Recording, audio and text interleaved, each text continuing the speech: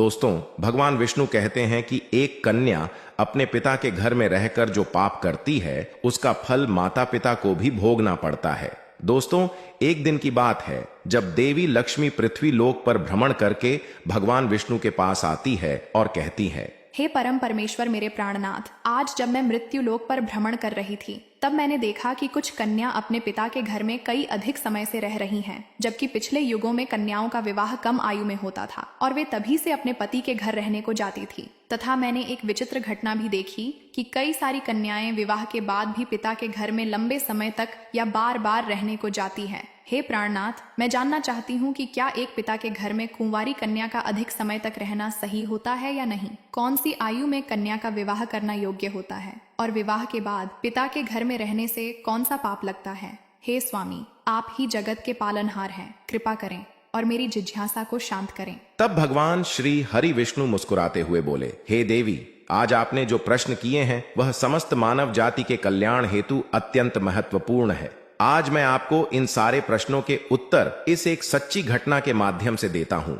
यह कथा मेरे ही दूसरे अवतार श्री कृष्ण के काल द्वापर युग की है। आप इस कथा को ध्यान से सुनने। जो भी प्राणी इस कथा का श्रवण या प्रचार करता है उनके मैं 100 अपराध माफ करता हूँ और मृत्यु के बाद वह प्राणी अनंत काल तक मेरे साथ विष्णु लोक में वास करता है। तब देवी लक्ष्मी कहती हैं, हे स्वामी, मैं इस कथा को ध्यान से पूरा अवश्य सुनूंगी, कथा का प्रचार भी करूंगी। जो भी इस कथा को सुनेगा वे सभी पति पत्नी मेरे आशीर्वाद से हमेशा सुखी जीवन व्यतीत करेंगे। हे प्रभु, आप कृपा करें और इस कथा को कहें। दोस्तों, भगवान विष्णु कहते हैं, हे देवी लक्ष्मी, यह 28वें द्वापर युग की घटना है। यदुकुल श्रेष्ठ वीरवर उग्रसेन के यहाँ जो घटना घटित होने वाली है उसी का मैं भूतकाल के रूप में वर्णन करूंगा। माथुर प्रदेश में मथुरा नाम की नगरी है। वहां उग्रसेन नाम वाले यदुवंशी राजा राज्य करते थे। वे शत्रु विजयी, संपूर्ण धर्मों के तत्वज्ञ, बलवान, प्रजा के रक्षण करने वाले और अति गुणवान राजा थे। मेधावी नामक राजा उग्रसेन धर्म पूर्वक राज्य का संचालन और प्रजा का पालन करते थे। उन्हीं दिनों परम पवित्र विदर्भ देश में सत्यकेतु नाम से प्रसिद्ध एक महापराक्रमी राजा थे। उनकी एक पुत्री थी जिसका नाम पद्मावती था। वह सत्य धर्म का आचरण करने वाली, अति सुंदर, गुणवान और चरित्रवान होने के कारण दूसरी लक्ष्मी के समान थी। मथुरा के राजा उग्रसेन ने उस सुंदर नेत्रों वाली पद्मावती से विवाह किया। उसके स्नेह और प्रेम में मथुरा नरेश मुग्ध हो गए और पद्मावती को अपने प्राणों के समान प्यार करने लगे। उसे साथ लिए बिना भोजन तक नहीं करते थे। उसके साथ क्रीड़ा विलास में ही राजा का समय बीतने लगा। दोस्तों, भगवान विष्णु कहते हैं, हे देवी लक्ष्मी, पद्मावती के बिना उन्हें एक क्षण भी चैन नहीं पड़ता था। इस प्रकार से आने वाले प्रतिदिन उन दोनों पति पत्नी में प्रेम बढ़ने लगा। फिर कुछ समय के बाद विदर्भ नरेश सत्यकेतु ने अपनी पुत्री पद्मावती को याद किया और उसकी मां भी उसे ना देखने के कारण बहुत दुखी थी। फिर एक दिन उन्होंने अपनी बेटी के हालचाल जानने हेतु मथुरा नरेश उग्रसेन के पास अपने दूत भेजे। मित्रों, भगवान विष्णु कहते हैं, हे देवी लक्ष्मी, दूतों ने वहां जाकर आदर पूर्वक राजा से कहा, महाराज विदर्भ नरेश सत्यकेतु ने अपनी कन्या और इस राज्य की महारानी के कुशल समाचार जानने हेतु हमें यहाँ भेजा है।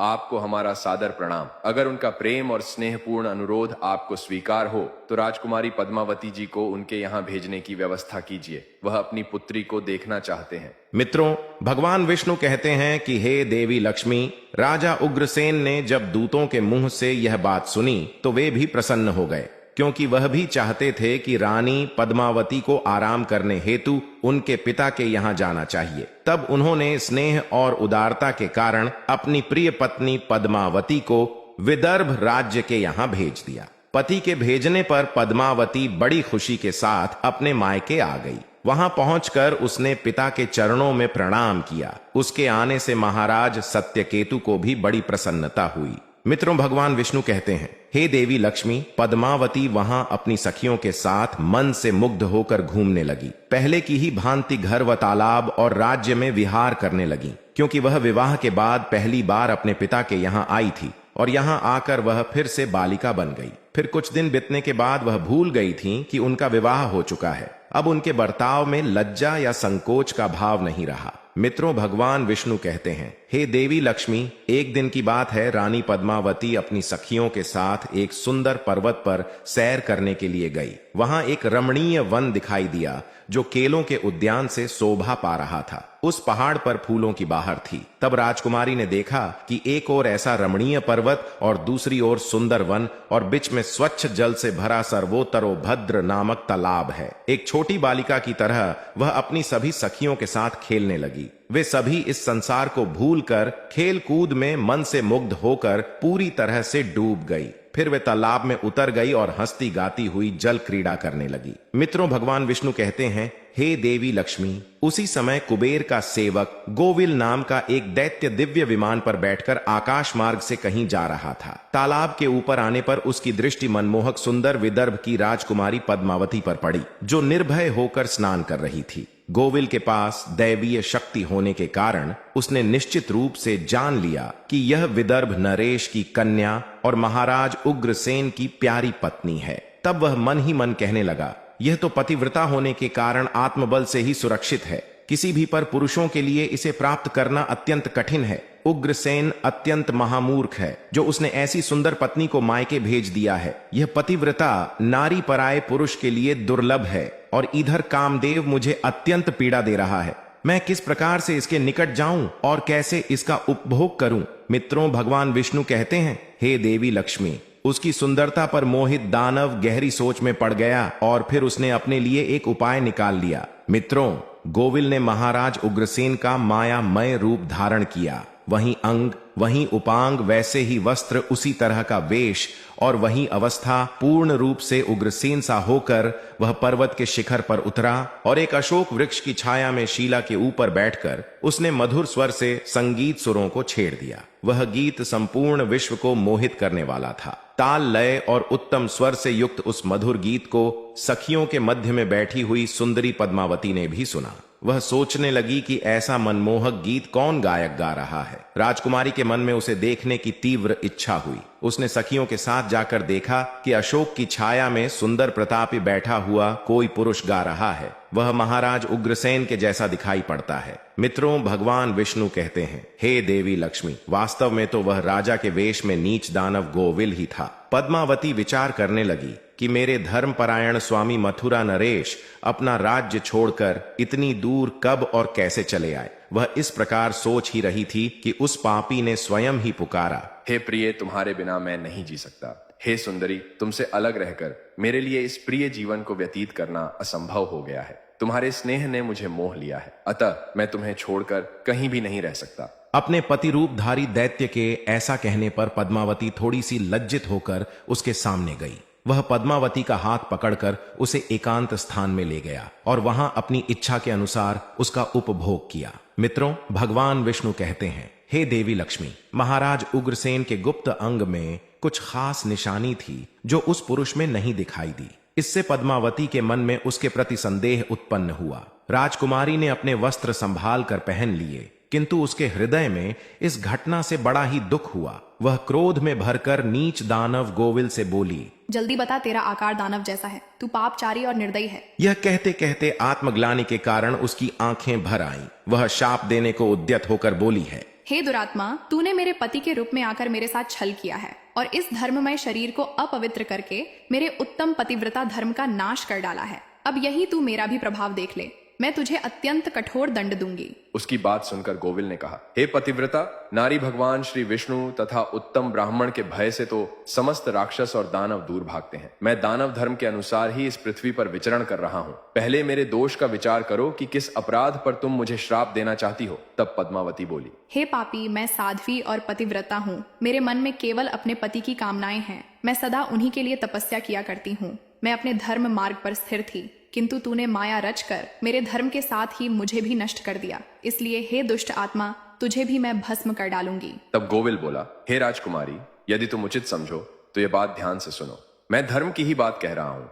जो स्त्री प्रतिदिन मन, वाणी और काम से अपने पति की सेवा करती है, पति के संतुष्ट रहने पर स्वयं भी संतोष का अनुभव करती है। पति के क्रोध होने पर भी उसे कभी नहीं छोड़ती, उसके दोषों और गुनाहों की ओर ध्यान नहीं देती, उसके मारने पर भी प्रसन्न होती है और पति के सभी कामों में आगे रहती है। वही नारी पतिव्रता कही गई है। यदि स्त्रियां इस लोक में अपना कल्याण करना चाहती हैं, तो वह पतित, रोगी, अंगहीन, इन सब धर्मों से रहित तथा पापी पति का भी परित्याग न करें। जो स्त्री पति को छोड़कर जाती है और दूसरे कामों में मन लगाती है, वह संसार में सब धर्मों से बहिष्कृत व्यभिचारिणी समझी जाती है। जो पति की अनुपस्थिति में तरह तरह के स्वादिष्ट व्यंजनों का स्वाद लेती है तथा श्रृंगार करती है, उसे मनुष्य कुलक्षणी कहते हैं। मित्रों, भगवान विष्णु कहते हैं, हे देवी लक्ष्मी। गोविल आगे कहता है, मुझे वेद और शास्त्रों द्वारा और मेरे गुरु के द्वारा प्राप्त धर्मों का ज्ञान है। गृहस्थ का परित्याग करके पति का साथ छोड़कर किस लिए यहाँ आई हो? इतना होने के बावजूद अपने मुंह से कहती हो, मैं पतिव्रता हूँ।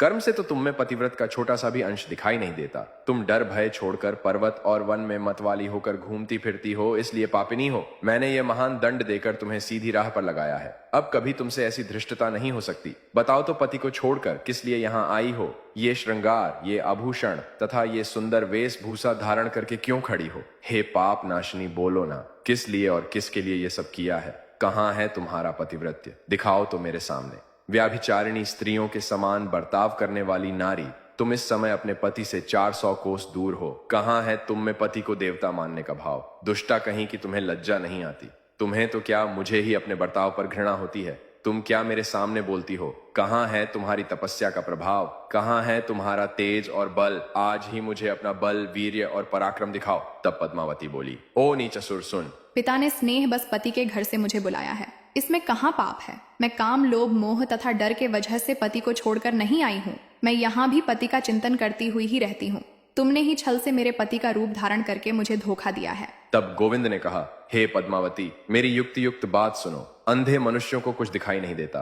तुम धर्म रूपी नेत्र से हीन हो, फिर कैसे मुझे यहाँ पहचान पाती? तुम्हें झांत था कि तुम्हारे पति इतनी दूर कभी नहीं आ सकते थे, फिर भी तुमने मेरे साथ संबंध बनाए। जिस समय तुम्हारे मन में पिता के घर आने का भाव उदय हुआ, उसी समय तुम पति की भावना छोड़कर उनके ध्यान से मुक्त हो गई थी। पति का निरंतर चिंतन ही नारियों के धर्म है। जब वही नष्ट हो गया है, तो क्यों स्वयं को पतिव्रता कहती हो? मित्रों, भगवान विष्णु कहते हैं कि हे देवी लक्ष्मी, गोविल कहता है, जब तुम्हारे हृदय की आंखें फूट गईं, तब ज्ञान नेत्रहीन होने पर तुम मुझे कैसे पहचानती? गोविल की बात सुनकर राजकुमारी पद्मवाती जमीन पर बैठ गई। उसके हृदय में बड़ा दुख हो रहा था। गोविल ने फिर कहा, हे सुंदरी, मैंने तुम्हारे उदर में जो अपने वीर्य की स्थापना की है, उससे तीनों लोकों को त्रास पहुंचाने वाला पुत्र उत्पन्न होगा। मित्रों, भगवान विष्णु कहते हैं, हे देवी लक्ष्मी। ऐसा कहकर वह दानव वहां से चला गया। गोभील ज्ञानी दावन तो था, किंतु वह बड़ा ही दुराचारी और पाप आत्मा था। उसके चले जाने पर पद्मावती अत्यंत दुखी होकर रोने लगी। रोने की आवाज सुनकर सखियां उसके पास दौड़ी आई और पूछने लगी, हे राजकुमारी, आप रोती क्यों हो? मथुरा नरेश महाराज उग्रसेन कहाँ चले गए? पद्मावती ने अत्यंत दुख से रोते रोते अपने छल्ले जाने की सारी बात बता दी। फिर सभी सहेलियां उसे पिता के घर ले गई। उस समय वह शोक से कतराती हुई थर थर कांप रही थी। सखियों ने पद्मवाती की माता के सामने सारी घटना सुना दी। उसे सुनते ही महारानी अपने पति के महल में गई और उनसे कन्या का सारा वृतांत उन्होंने कह सुनाया। उसे सुनकर महाराज सत्यकेतु को भी बड़ा दुख हुआ। उन्होंने सवारी और वस्त्र आदि देकर कुछ लोगों के साथ पुत्री को वापस मथुरा में उसके पति के घर भेज दिया। धर्मात्मा राजा उग्रसेन पद्मावती को आए देख बहुत प्रसन्न हुए। वे रानी से बार बार कहने लगे, हे प्रिय, मैं तुम्हारे बिना जीवन व्यतीत नहीं कर सकता था। अच्छा हुआ तुम शीघ्र ही लौट आई। हे पद्मा, तुम अपने गुण, सील, भक्ति, सत्य और पतिवृत्य आदि सद्गुणों से मुझे प्रिय लगती हो। अपनी प्रिय पत्नी पद्मावती से ऐसा कहकर महाराज उग्रसेन उसके साथ विहार करने लगे। सब लोगों को भय पहुंचाने वाला उसका भयंकर गर्भ दिन दिन बढ़ने लगा,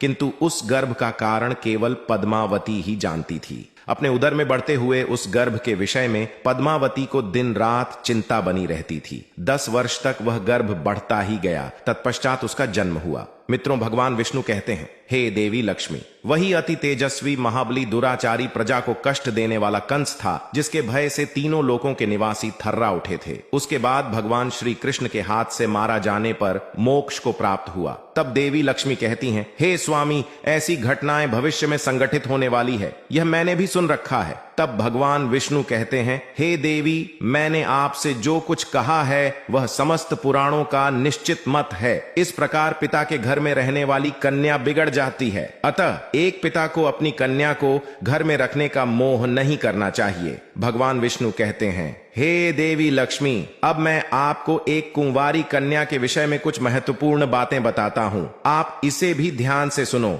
जब कोई भी कन्या सयानी हो जाती है तो वह विवाह के योग्य बन जाती है तथा माता पिता को योग्य वर का चुनाव कर उसका विवाह करना चाहिए। उसे कभी भी लंबे समय तक घर में नहीं रखना चाहिए। पति के ही घर में उसका पालन पोषण होना उचित है। वहां रहकर भक्ति पूर्वक जो उत्तम गुण सीखती है और पति की सेवा करती है, उससे कुल की कीर्ति बढ़ती है और पिता भी सुख पूर्वक जीवन व्यतीत करता है। ससुराल में रहकर यदि वह पाप करती है तो उसका फल पति को भोगना पड़ता है। वहां सदाचार पूर्वक रहने से वह सदा पुत्र पौत्रों के साथ वृद्धि को प्राप्त होती है। कन्या के उत्तम गुणों से पिता की कीर्ति बढ़ती है और दोनों कुलों के पितृगण संतुष्ट होकर आशीर्वाद देते हैं। हे देवी, दामाद के साथ भी कन्या को अपने घर नहीं रखना चाहिए। ऐसा करने से उस पुरुष के मान सम्मान में समय के साथ साथ कमी हो जाती है और उसे भी पाप लगता है। जब कन्या विवाह योग्य बन जाती है तो पराये लोग उस पर बुरी नजर डालने शुरू करते हैं। ऐसे में कहीं वह भी किसी पराये पुरुष से प्रेम संबंध बनाए, उससे पहले ही कन्या का विवाह करना उचित होता है।